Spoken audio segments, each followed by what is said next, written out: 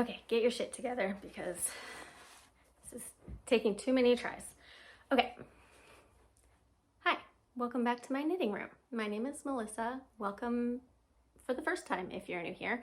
I am Melissa. I am Stitches Be Slippin on Instagram and here on YouTube. This is the Stitches Be Slippin channel where I talk about making things. I knit things, I crochet things, sometimes I cross stitch things. Very rarely I embroider things, not my favorite. I go down various rabbit holes because I have ADHD and I get distracted very easily.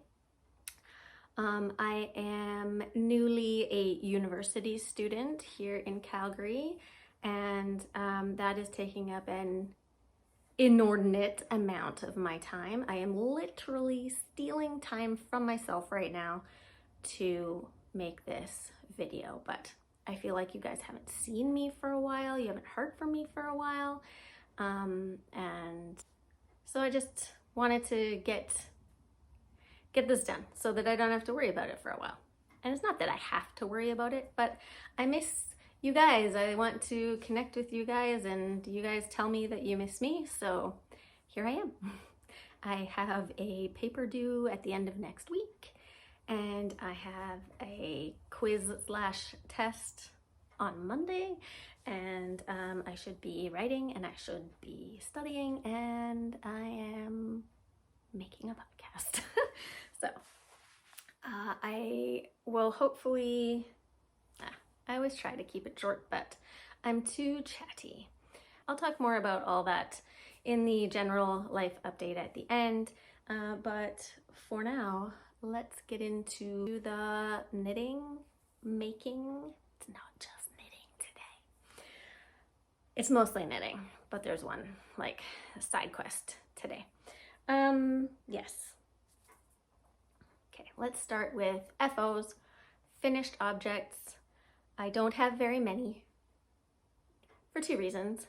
One, because I started school. Two, because this took a long time. So this is my first FO. This is called The Best Dressed Vest, and it is by Ashley R. Adams. And I will show you here. This is a beautiful squishy texture. It's half fisherman's rib, and it is split at the sides. Which makes it for, sorry, I am sitting on my ottoman instead of my cozy chair with my beautiful crochet blanket behind me. I feel a little out of sorts. Anyway, the side slit makes it a lot easier to knit this vest. Well, that depends on if you like knitting flat or not. I should say that. However, with half fisherman's rib, the way that it's done in this pattern, there's a few different ways you can do it, but this one, you're doing the knit one below, purl across, and then on the back side you're knitting across. So you're not really like constantly purling, so it's not that kind of flat knitting. But anyway, you start with the back panel, and then you pick up stitches for the front shoulders and work those down individually, and then I think no, you never actually join them. So you just, once you get to joining here, you just knit the whole front panel all the way to the bottom, and same with the back. You just knit the whole panel at the back straight all the way to the bottom, and then when you're done that, you go back here and just seam this together. That's the only thing holding it together to make it an actual garment and not just a sandwich board. A beautiful textured sandwich board.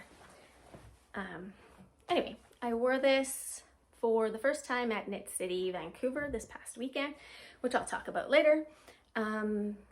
But I used, let's talk about yarn. Shit, where is my yarn? Oh, I know where it is. It's gonna be one of those episodes, it seems like. Okay, I used Fiber MacGyver's Shanico fingering base. This is Fiber MacGyver, and it is called Roasted Pecan is the colorway, and it is her Shanico fingering base, which is 100% Shanico wool, untreated, non-superwash. And this is her fingering weight base, which is 450 yards. However, it is so like round and, you can't see that. It's like very round and squishy and plump.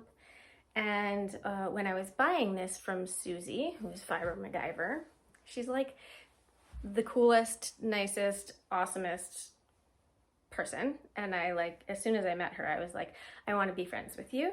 And I didn't actually say that to her, but I think we're kind of friends. Anyway,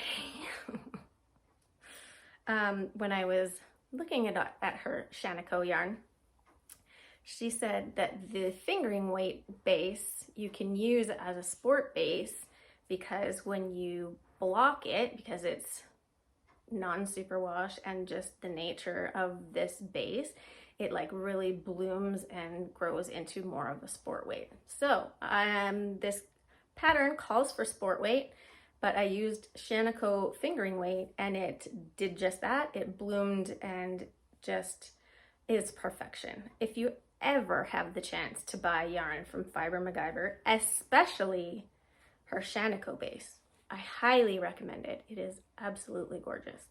But anyway, it is a beautiful, luscious, like it is so soft, and it blooms and creates this beautiful, especially in this half fisherman's rib, this texture, it just like, it made all of the stitches so defined. Like I am not that good of a knitter that the stitches look that good. That's all the yarn. Yeah, anyway, that's my Best Dressed Vest by Ashley R. Adams. Did I have anything else to say about that? I don't think so. I forgot to mention that when I was making this Best Dressed Vest, that I made this as my entry into the Octobervest make-along, which is being hosted by Emily, who's the Botanical knitter. I got to spend some time with Emily at Flock in Seattle, and she's just like a wholehearted, incredible human being that I would follow to the ends of the earth, basically. So Emily, thank you for hosting a vest make-along so that I can make this beautiful vest. Anyway, what else did I have? I have a hoe for you, a half-finished object. Half object? Should be a hoofo, but whatever. I can't remember if I had finished this half object on my last episode, so bear with me. This is a little sock. And this yarn is Tiny Human Knits, who is Laura. She has an amazing eye for color, and she makes fun self-striping. And this is her Scrappy Quilt colorway, self-striping colorway, which comes with this kind of like grayish blue contrast color. So I just cast on some vanilla socks and yeah, I am always cuff down when I knit socks, which isn't very often, which is a testament to how much I love this colorway that it inspired me to actually make socks. So I cast on and then I knit a tube till the end and knit the toe, and then I went back and cut in an afterthought heel. So that is what I did. Do I have the tag to show you the actual base that she dyes on? I doubt it. Ha! I do!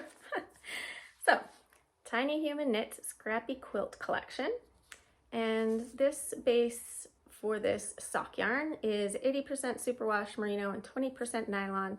I got the 50 gram skein because I generally, if I'm making socks, I usually make them shorties. So there's absolutely no way I need a full skein of yarn.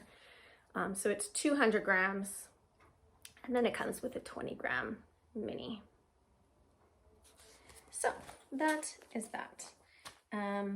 Yeah, just for shits and giggles, Here is how much I have left of my 50 gram.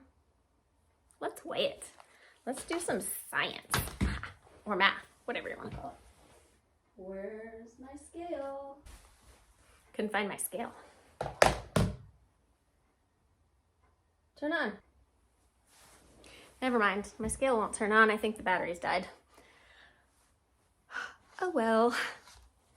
Regardless, I used very little yarn. From here to here, I used out of a 50 gram. I could probably get 2 pairs of shorty socks out of a 50 gram skein. So sock yarn goes farther than you think when you're knitting socks, especially if you're using a contrast color for toes, heels, cuffs. I usually make my cuffs shorter so that if I have a 20 gram skein, that I have enough yarn for both heels, both toes, and both cuffs. So this is, I think, 10 rounds, maybe. Yeah, so that is that. Here's the mini that it came with. And yeah, that is my hoe. Who knows when I'll get the second sock done, but that's a conversation for another day. That's it. That's all I've got for FOs and hoes. Foes and hoes. Okay, moving on to whips, works in progress. I have technically 3 because this is still a whip because I still have to make another sock. So there's whip number 1. Whip number 2, I cast on some more Fiber MacGyver yarn. This is a Fiber MacGyver episode of Stitches Be Slippin'. I impulse purchased this 7 skein shawl kit at Flock Fiber Festival because the sample was so beautiful, and it was an impulse buy. You can't explain impulse buys. You just get a feeling, and the feeling takes over your whole body, and then it makes you take out your wallet and then you go home with the yarn. So this was a kit for the Satellite Shawl by Andrea Mowry. And I cast it on, I can't remember. I was rewarding myself for something by casting it on. I think it was going to orientation day, like the week before actual classes started. It was very nerve-wracking going and like setting foot on campus, like with a backpack and going to like orientation, which is generally for first year students, which are usually like 18-year-olds who have just graduated from high school. So it took some gumption, let's say, for me to go, and I rewarded myself with casting on this shawl. I am going to be making a modification to this shawl because it is you're increasing on one side as you're knitting it, so it just becomes a bigger and bigger and bigger triangle, basically. And it ends up being an enormous triangle. And I'm a small human. I'm 5'1", and I don't like an enormous shawl will just cover my whole body. So that's not what I want. My idea for this is to have something cozy and warm and squishy and fluffy to wrap around my neck when I'm walking to and from my car on campus in the winter, because I live in Calgary, Alberta, and it gets really fucking cold. So without further ado, let me show you my shawl. I have started. I have made it almost to where my halfway point is going to be. So basically, you just do 3 sections over and over. So you start with just some garter stripes, increasing on one side, and then, and then you start with, after your garter stripes, you do some garter short rows, and my I-cord was too tight on here, so that's why it's puckering a little bit, so hopefully that will block out.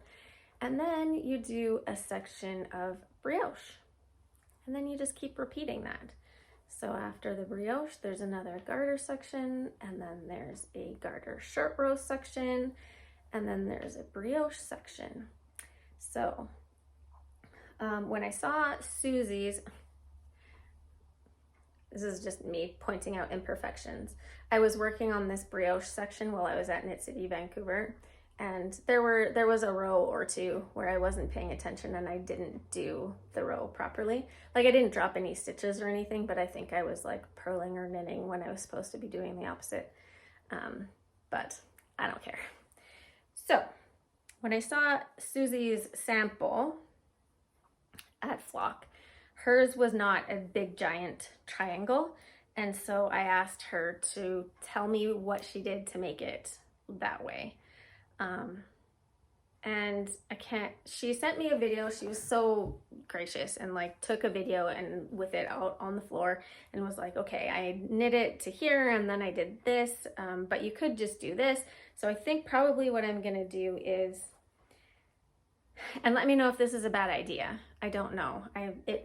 In my brain, it should hypothetically work, but well, let me know if it's not gonna work because I want it to work. So where this is the side you're increasing. This is the start of the row. So I have one more brioche section to do here because I just finished my short rows. So I have another brioche section to do. And then I think I'm just going to decrease at the beginning instead of the increase. So then it will just be, what shape will it be? Yeah, it'll be a triangle still, just a smaller triangle. And my stitches are falling off of my needles. My yarn is, as I said, Fiber MacGyver. And it was a kit. That's not the right thing. I don't know where the tag is for this. I've changed project bags for this bag, for this whip like 10 times. Yeah, I think it's just her like basic like superwash merino nylon base. But the main color, the white or the undyed, is Surrey lace held double. And I'm losing stitches off of the other fucking side. Talk amongst yourselves, please. Okay, I'm gonna stop flopping this around so that I don't lose any more stitches. I'm going to show you each individual color. I don't know what they're called because in like the band that was wrapped around all these skeins didn't have each colorway name, but I'm sure you can find them on her website if you look. So this is the pink. This is the brown kind of multicolor that I use in the brioche section. And then here is the, I don't know, what you would even call this? Yellowish orange, yellow, orangey yellow, mustard. What would you call this? I don't know. Gorgeous is what I call it. And then undyed Surrey lace held double.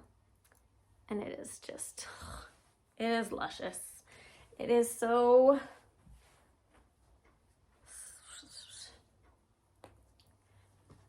it is so soft and like it's so squishy because of that, because I'm using a bigger needle, so it's like more drapey, and the Surrey held double is just so fluffy and it's exactly what I want. It's exactly what I want. I can just envision it wrapped around myself. Anyway, so yeah, Susie got all my money that day, but I am using it all. I used almost all of this yarn that I bought from her to make this. I'm using my yarn. Oh, this is my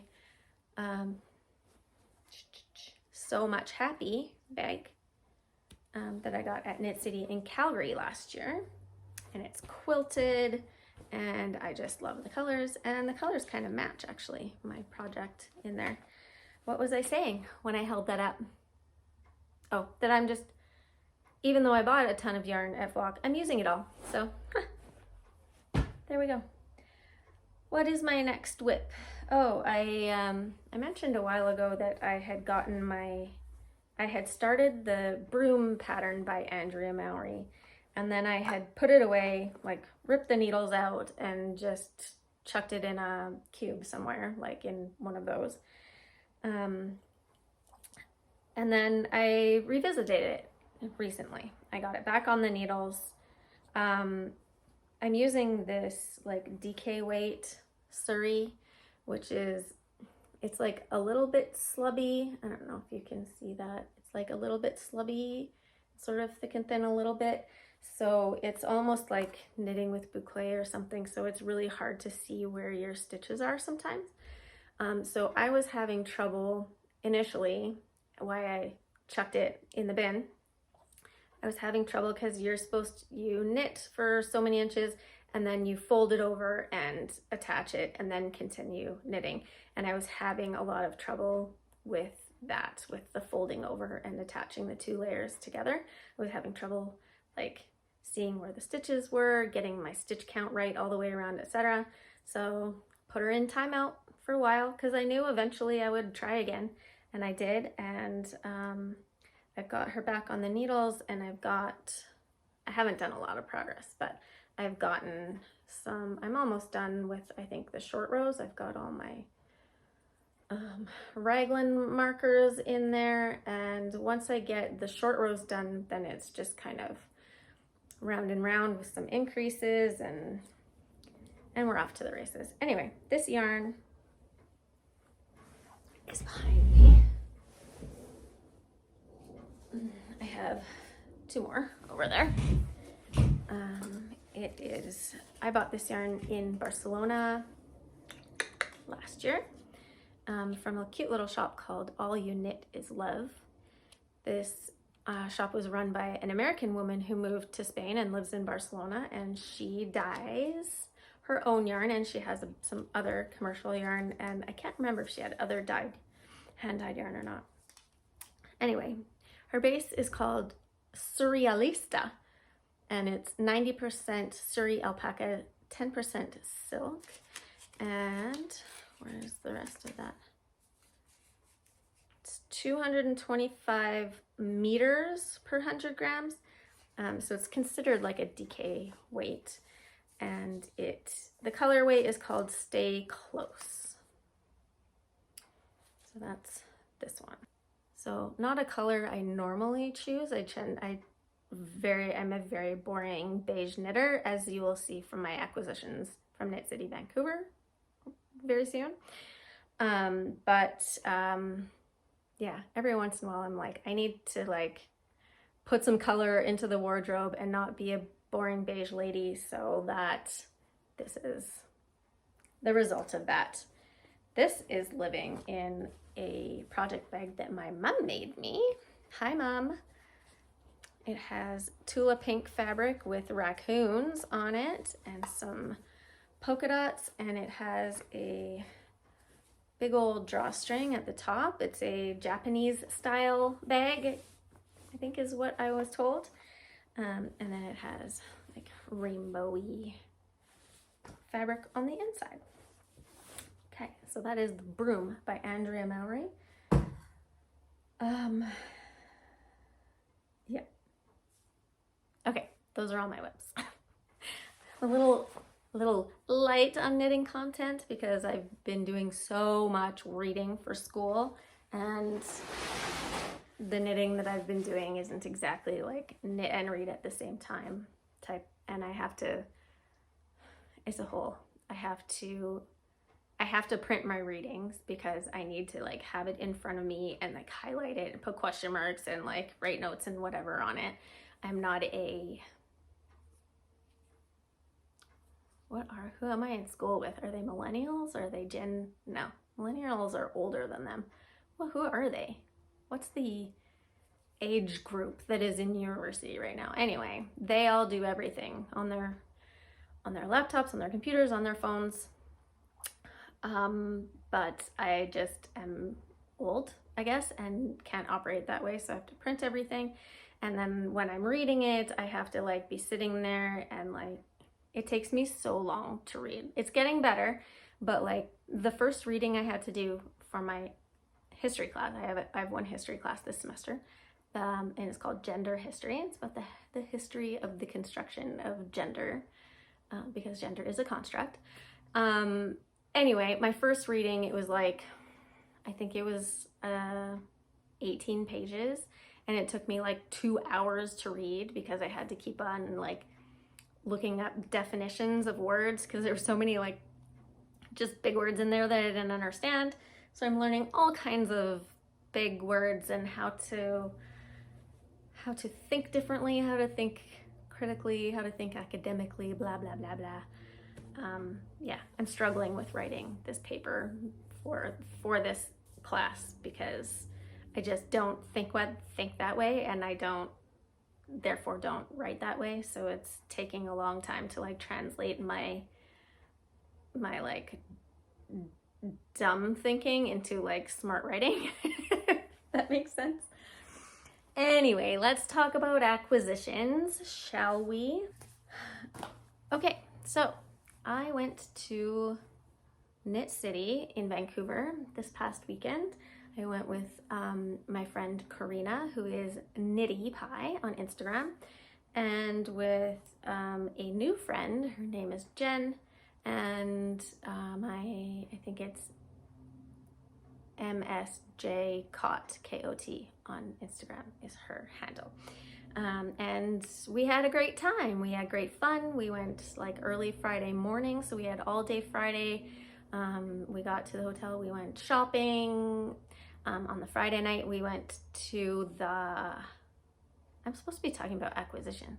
Anyway, there was a Knit City event on the Friday night, the knit night. So we went to that and had some fun and did some knitting. And then on Saturday morning, we went to the marketplace, the Knit City marketplace. We were there close to the whole day, not the entire day, but we did a good stint. We put in a good stint at the marketplace. And then on Saturday night, there was another event, not put on by Knit City, but like in conjunction with Knit City. There was I don't know what you call it, a knitting movie, or like where they play a movie on the screen, but they leave the lights on so everyone can knit and watch the movie at the same time, which was lovely. We watched The Princess Bride, which was hilarious. And yeah, on Sunday we went back to the marketplace for a little bit longer. And then we went for lunch and like coffee and hung out for a bit and went to the airport and went home. So what did I do while I was at the marketplace? I bought some stuff. It's not it's not an unreasonable amount of stuff, and it all has purpose. So that is how I like to shop. I need to have something in mind for it. I can't just randomly buy it because it's pretty. Or else I'd buy every skein of yarn in the whole marketplace, and that would not be practical. Anyway, the first booth that I went to, I do not have the name of, but I will look it up on the Knit City website. Hopefully they still have the list of vendors. There was a setup of emerging makers, like new vendors. There was this one booth where it was alpaca goods from Ecuador. So there were scarves, there were woven bags, there were some jackets and sweaters. And I spoke with the lady. She was from Ecuador. She was explaining to me that these products were from Ecuador. And so I took that as an opportunity to speak Spanish with her. So I started, I surprised her. I was like, "Eres de Ecuador?" And she's like, "Sí." And then like, she was very surprised that the white lady at her booth was speaking Spanish, which, I mean, yeah. Anyway, all this to say, I bought an alpaca scarf from her booth. She had some really good deals on to like bring customers in and get them familiar with their products. And I bought this. It's an infinity cowl, and it is the soft, excuse me, It is the softest, drapiest material I have ever felt in my entire life. So I can wrap it around a couple times. I haven't tried wrapping it 3 times, but oh, it's so beautiful. It's so soft. They had lots of colors, but this one spoke to me for some reason. I mean, it kind of, yeah, anyway, it's beautiful and I love it. And so until my shawl, my satellite shawl is done, this one will do the trick. And then I'll probably just have to rotate them because I love it so much.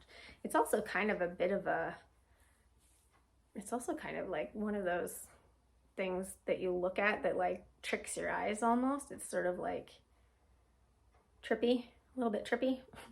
I don't know. Anyway, I think it's beautiful and it is so soft and drapey. I will put the link to that maker down below. I haven't said this yet, but that's where I put everything. All of the dyers, pattern designers, makers, etc. Everything will be in the show notes below with links.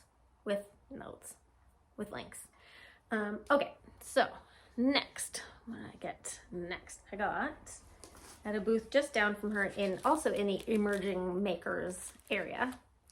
I got a bracelet making kit from Bear and Bunny. Isn't that cute? And so inside this little package is a bunch of yarn, and then this is the like bracelet making wheel, and she showed us how to do it while we were standing there. And this was like preloaded, it had yarn in it. But I took it out so that I could like put I think there was just one color in it and I wanted to make a multicolor one. So I'm gonna like put multicolored strands in here, but like essentially like you keep one slot empty and then you just keep turning and putting the yarn over and over and over. And eventually like this sort of rope comes out of it and you can make a bracelet with it. Anyway. I thought it was cute. I thought it was a cute little kit. There are instructions in here for when I eventually forget how to use it. But I don't know. I thought it was cute and like a portable kind of easy thing to do. So yeah, that was really cute. What else did I get? And then after that, I was on the search for, so the only things I was planning to buy, I had 2 things that I was looking for. One was sport weight yarn to make the carry top, which was just released by Noelle Knits she's Noelle Knits on Instagram. Her name is Sarah. And I'll put the picture of the pattern up here. It's this cute, like super cute vest. And she designed, it's like a summery pattern, but I plan to wear it sort of like this, like over a t-shirt with some jeans or something. So I was looking for sport weight yarn to make that pattern. And I was looking for a skein of like bright orange-ish to pair with this yarn that I got at Flock Fiber Festival. This was from the Lamb and Kid. And this is an Aran weight Surrey alpaca silk. And I wanted to make a Manhattan hat bulky by Tori Yu. And this is an Aran weight, so I just needed something else to hold together with it to get to a bulky weight. And so I was looking for, this is like a very orangey red, and I wanted it to be a little bit more orangey, to be more like safety vest-ish. So I was looking for a bright orange to go with this. And I found it. This is, and they're probably not going to look that different, but this is Sunday Fiber Company, and she did a collection based on Wes Anderson movies, I think, called The Grand Palette. So this is from that collection. This is her Eco Sock base, which is 80% organic merino wool and 20% recycled nylon, and it is Eco Superwash fingering weight. The name of this colorway is Team Zissou. Zissou? I don't know. I'm actually not a fan of Wes Anderson movies. Sorry. But it is a bright orange leaning towards red. When I hold them together, maybe you can kind of see, I don't know if you can see the difference between them. They kind of look the same, but this is more orange. And so I'm hoping that putting these two together will create what I'm looking for. Anyway, I think they look really good together. So fingering weight plus Aran weight should get me to my bulky gauge for that Manhattan hat. And I did find sport weight yarn for the carry top as well. It was very difficult to find sport weight yarn actually at this festival.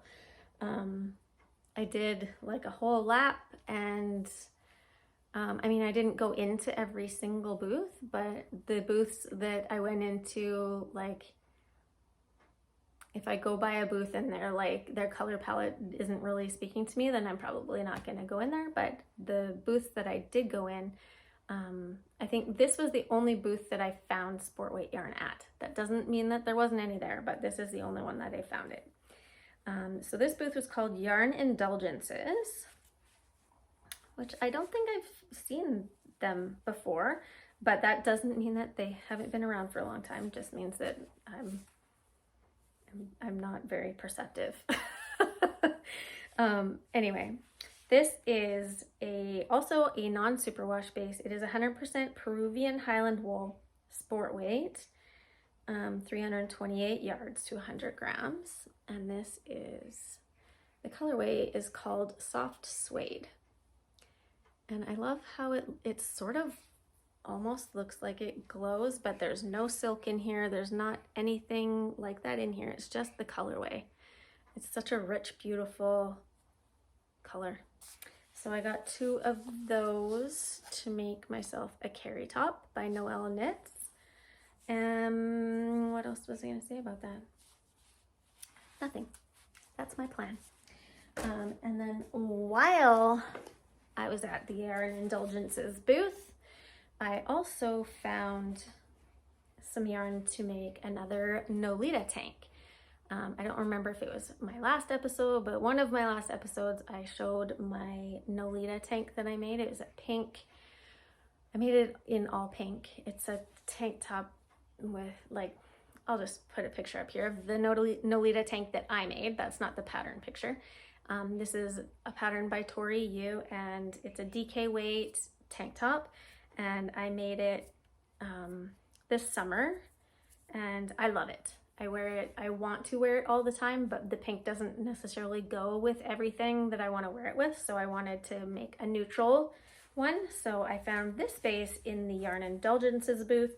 This is natural undyed, and this is their Luxlin DK base, which is 80% non-superwash merino and 20% linen.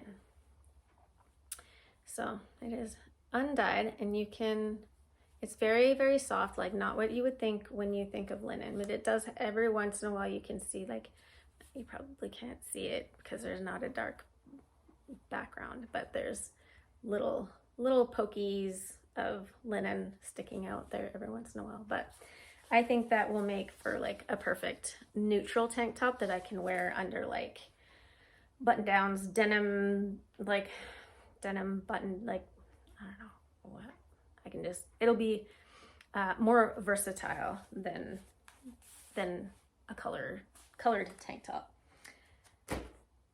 Okay, then things went off the rails a little bit. I only have one more purchase that I made at Knit City, but very similar to my experience at Flock Fiber, I made a bit of an impulse purchase.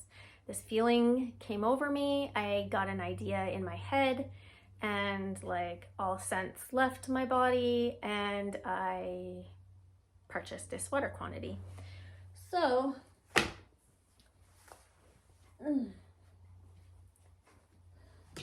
get ready for more beige. Yeah, I was in the Myrtle Yarn booth, which my friend Karina very much enjoyed and frequented multiple times. no judgment. It was a beautiful booth. I would live my whole life inside that booth, inside the color palette in that booth. It was very like calm, and like all of the colors went beautifully together with each other. Anyway, Karina was looking at the mini sets, and she held up this mini set, and like basically my jaw dropped to the floor. And the thing that immediately popped into my head was the Straya cardigan by Andrea Mowry. I just immediately thought to myself, main color and stripes. And boom, it was done. I was like, okay, I need to buy some main color to go with these minis. She didn't have any full skeins of this color, but this was the closest I could get that she had. I wanted them all to be the same base because it'll be more cohesive. So here are my skeins for the main color. And I'll just hold up one. Here's the main color, which is called Oat Milk. And these are the stripes. Oh my God, it's so pretty. Oh, I love it so much. Yes, so Myrtle yarn. All of her yarn is hand dyed in Vancouver. She only does natural fibers. I don't think she sells any superwash yarn. But it is incredibly soft and squishy. There is nothing to be worried about there. This is her natural merino fingering base, which is 100% non-superwash merino wool, 19.5 microns. So super, super soft. Which this is the same base. These are all the same base, the natural fingering. So, it's like my dream palette. I love it. It scratches the neutral loving part of my brain. That's how I'm gonna describe that. I did make a bunch of stitch markers out of the shells from my cabin. I think I showed you last time. I gave quite a few of them away, actually. Thank you so much to anybody who came up to me and said they watched my podcast. That was super, super awesome. I met Nancy Wheeler at the Yarn Indulgences booth. She was helping me check out. She was helping out in that booth.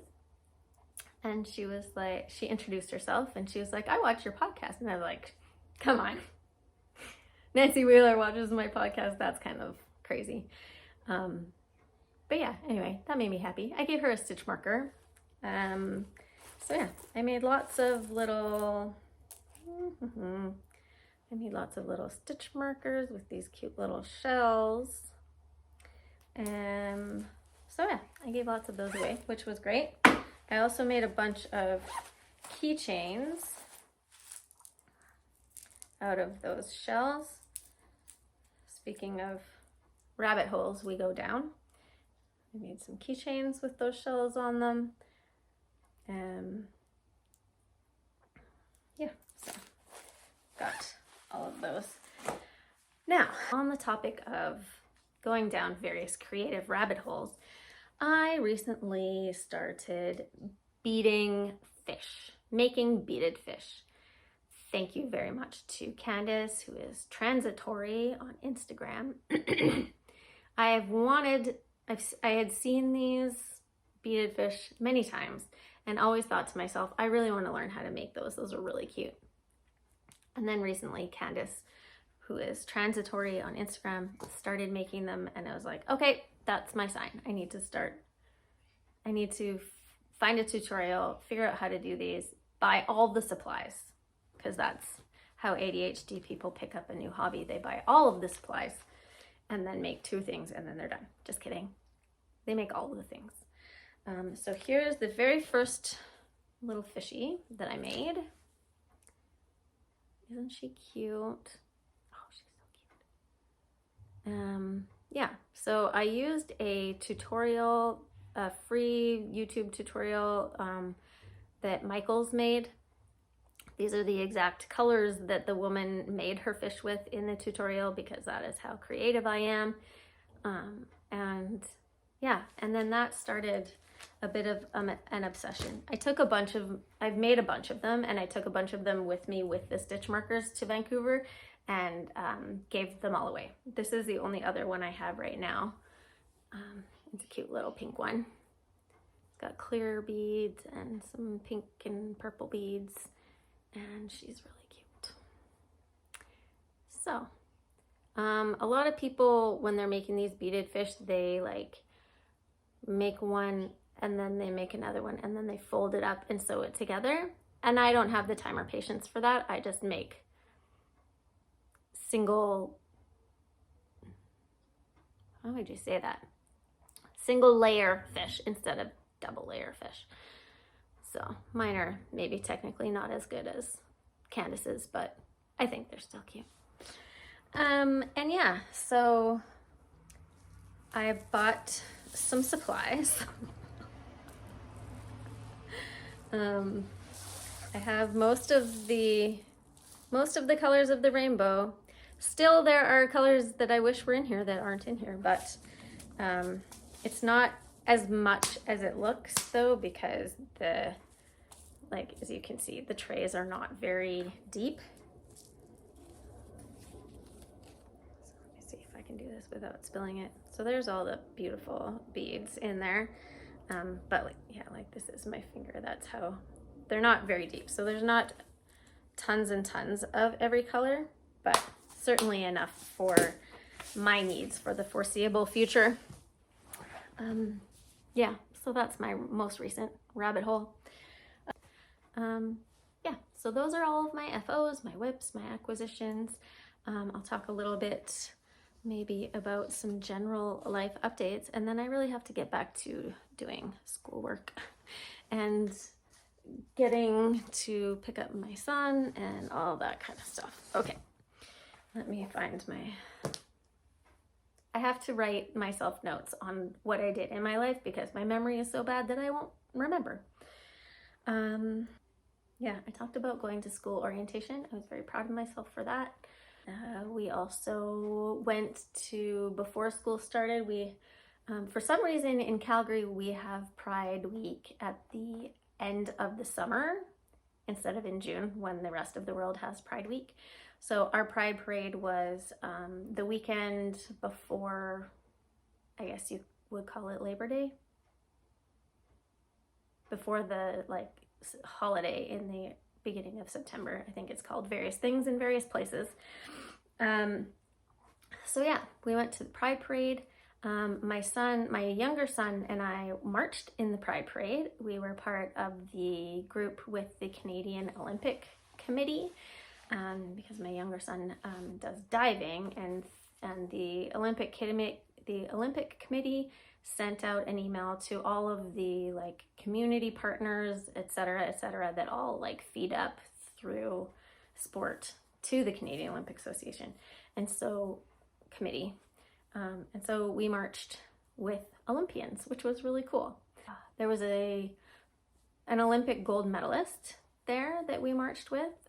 She won gold in wrestling for Canada. I can't remember what year, but she was really fun.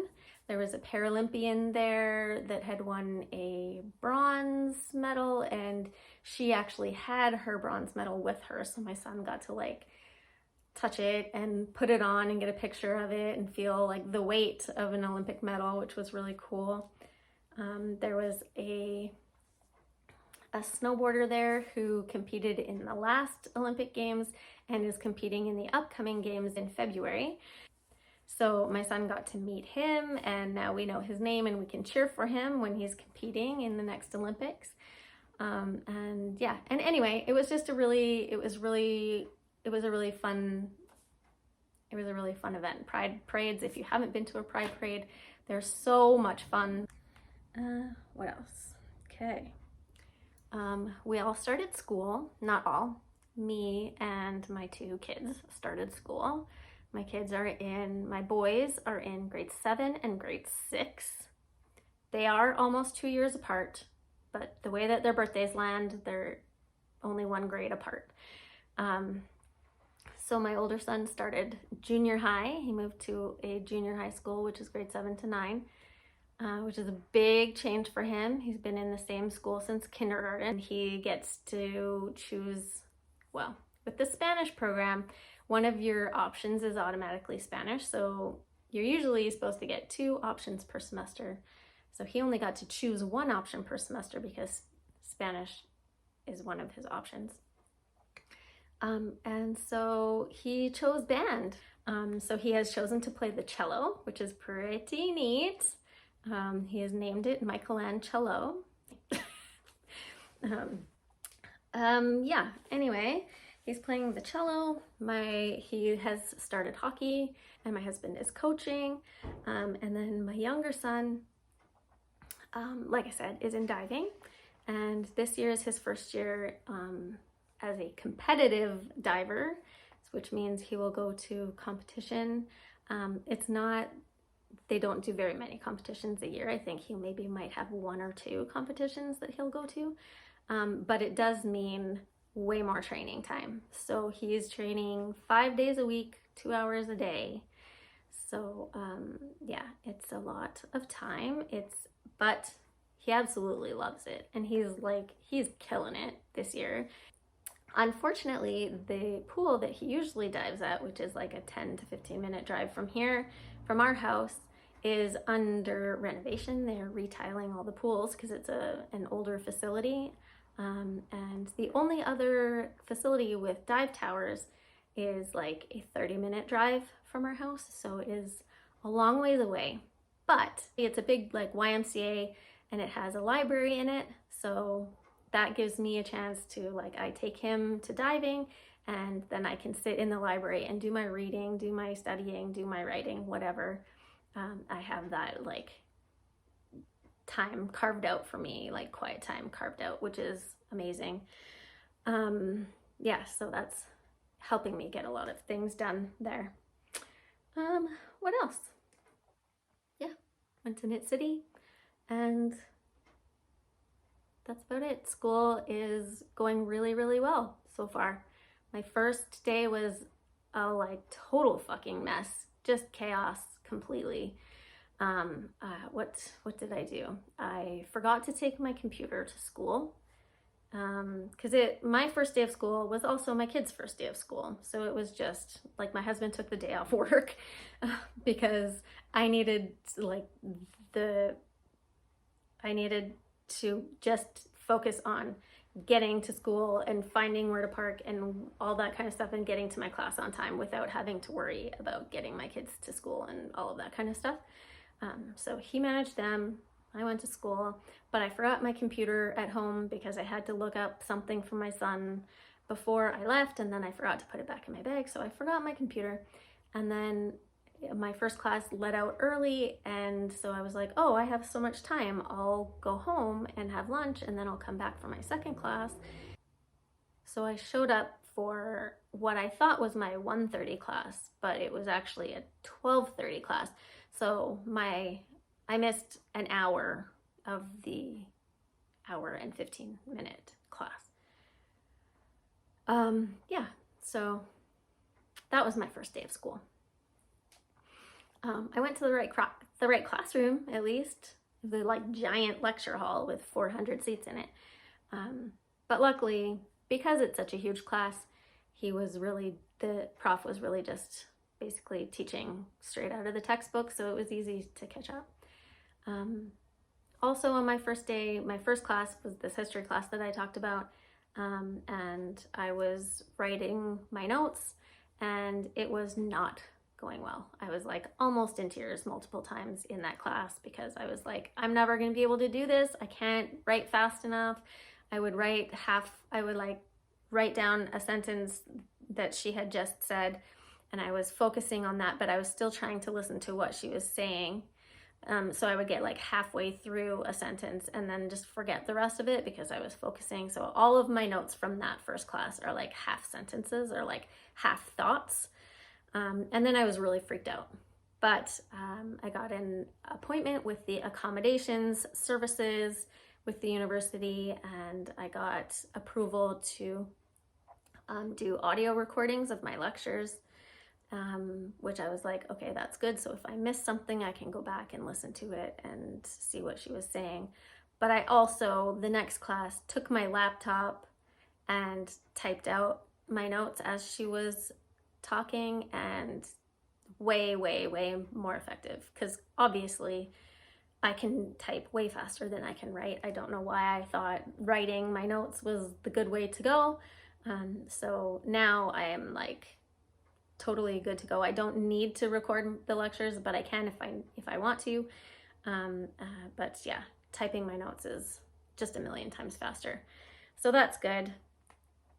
I'm like getting a handle of like what readings I need to do for the week, what assignments or exams or whatever I have coming up. So I've got like a whole system. Thank you a million bajillion times. Thank you to my friend Cheryl, who kind of showed me the ropes of an ADHD mom going back to school. She did that a few years before I did, and so she was like, this is what I did, and this is how I kept myself organized, and this is and like it has saved my life. So thank you so much, Cheryl. And yeah, I think that was all I had to talk about. This is a lot of boring talk. Yeah, that's what's happening in my life. The teachers here in Alberta are about to go on strike. Today is Wednesday. They're going to be going on strike on Monday, so that will be fun. I fully support the teachers going on strike, and I am basically just consumed with rage every day. Every headline that comes out about our provincial government and their complete refusal to negotiate with teachers and give them what they need to operate effectively in classrooms. Anyway, that was a lot of boring information about myself that probably doesn't interest anybody but myself. But hey, that's the beauty of hosting a podcast solo. You just get to talk about yourself the whole time. If you made it this far in this video, like, I give you a digital star. You did good to get through all of that. And I appreciate you being here. I appreciate all of your support. Please leave comments down below about something. I don't know what. I just really like reading your comments. And yeah, wish me luck on my paper. And I will see you hopefully soon. Bye.